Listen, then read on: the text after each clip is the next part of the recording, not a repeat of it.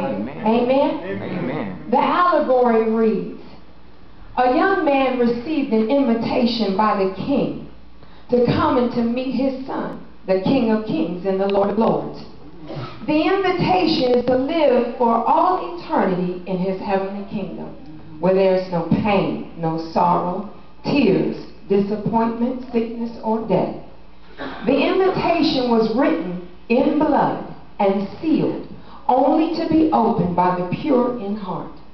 The reader of the invitation's words are required to surrender with total abandonment their way of life as they know it and adopt the way of the King.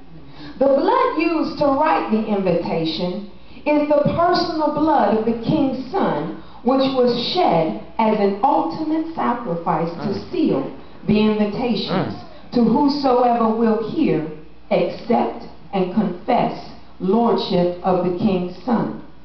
So the young man reads the invitation and he ponders his decision to travel on a lifelong journey to reach the King's palace in his heavenly kingdom.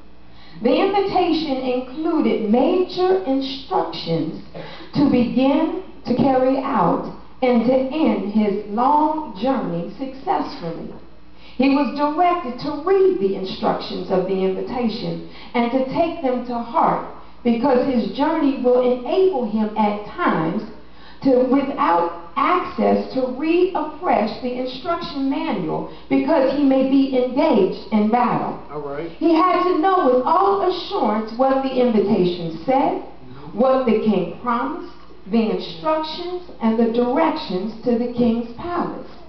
The young man's decision to commit to take the long journey required to leave his father, his mother, his running buddies, his old habits, sinful ways, and surrender to the will of the king.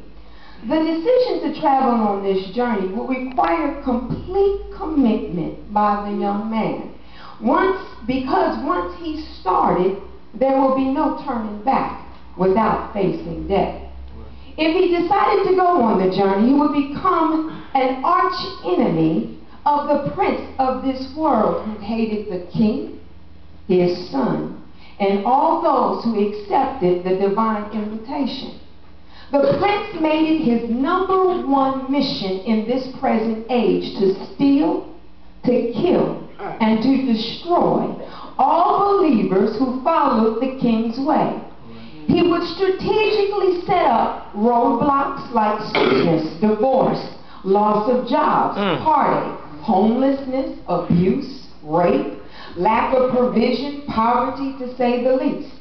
He calculated major detours, mountains, traps, pitfalls, and elaborate individualized weapons to use in every invitee's personal journey to the king's kingdom. He would try to stop every single invitee at all costs.